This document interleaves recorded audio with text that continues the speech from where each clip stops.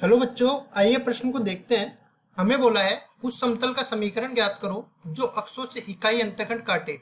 ठीक है, तो सबसे पहले हम लोग इस प्रश्न की अवधारणा लिख देते हैं। मुख्य अवधारणा, मुख्य अवधारणा।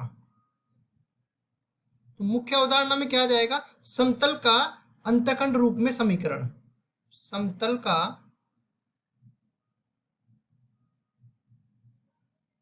अंतःखंड रूप में समीकरण। अब देखो, पहले तो हम लोग जो है इसका अंतःखंड रूप में समीकरण लिख देते हैं। एक्स बटा ए प्लस वाई बटा बी प्लस जेड बटा सी बराबर में 1। ये कब? जब एक्स वाई जेड क्रम से इन अक्षों पे ए बी सी अंतःखंड काटे, तब अंतःखंड रूप में समतल का समीकरण इस तरीके से आ जाएगा। ठीक है, अब इसको मैं थोड़ा समझा देता हूँ। देखो, जैसे हमारे पास तीन अक्ष ये हो गई, ये एक्स अक्ष मान ली, ये वाई अक्ष मान ली, और ये अपने पास जो है जेड अक्ष मान ली। ठीक है, ये जेड अक्ष, ये वाई अक्ष और ये एक्स अक्ष। इन तीनों बिंदुओं पर इन तीनों अक्षों पर तीन बिंदु अपने पास आ जाएंगे जो अंतःखंड काटेंगे। तो अपने पास जो समतल है वो कुछ इस तरीके का आने वाला है। ये अपना समतल हो गया। ठीक है, ये अपना समतल हो गया, और ये अक्षों पर तीन बिंदु काट रहे हैं। जैसे वाई अक्ष पर मान लिया कि 0 बी 0 ये है, और एक्स अक्ष पे मान लिया कि ए 0 0 ये बिंदु है, और जेड अक्ष पे मान लिया 0 0 सी। इस तरह से ये मान लिया।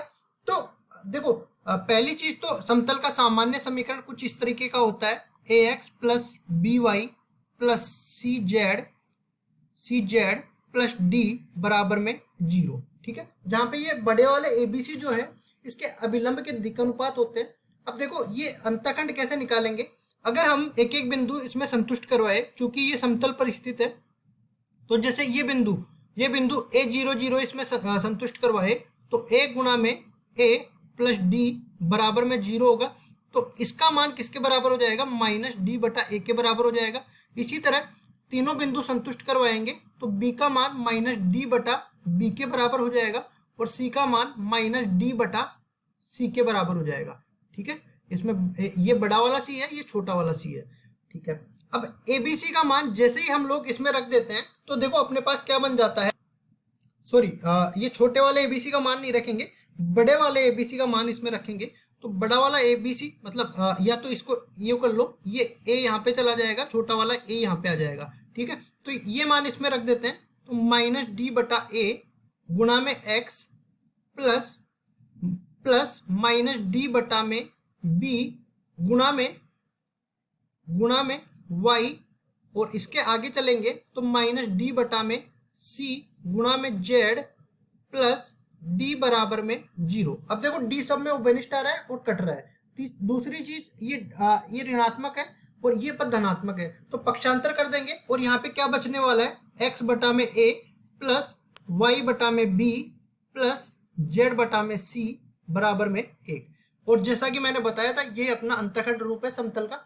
तो इसमें बोला है कि उस समतल का समीकरण का लिखो जो अक्षों से इकाई अंतःखंड काटे। मतलब ए बी सी तीनों का मान जो है इसमें इकाई दे रखा है। यहाँ पे मैं पहले लिख देता हूँ, ए बराबर बी बराबर सी, तीनों का मान इकाई दे रखा है। अंतःखंड रूप में समतल का समीकरण होता है एक्स बटा ए वाई बटा बी प्लस जेड बटा सी बराबर में 1। तो यहाँ से जैसे ही प्रश्नानुसार ये रखेंगे ए बी सी का मान 1, तो एक्स बटा 1 उसको लिखने का मतलब नहीं है। X plus y plus z बराबर में 1 के ये बराबर हो जाएगा। ये अपना जो है समतल का समीकरण आ गया अंतःखंड रूप में। ठीक है, अंतःखंड रूप में, या फिर इसको सामान्य समीकरण भी बोल सकते हो, जहाँ पे इकाई ही इसके जो है अभिलंब के दिक्अनुपात होने वाले हैं। ठीक है, तो ये समतल का समीकरण आ गया, यही हमें पूछ रखा था। ठीक है, तो खालिस्तान में समतल का समीकरण हम लोग रख देते हैं x plus y plus z बराबर 1। आशा करता हूँ ये सवाल आपको समझ में आया होगा। धन्यवाद।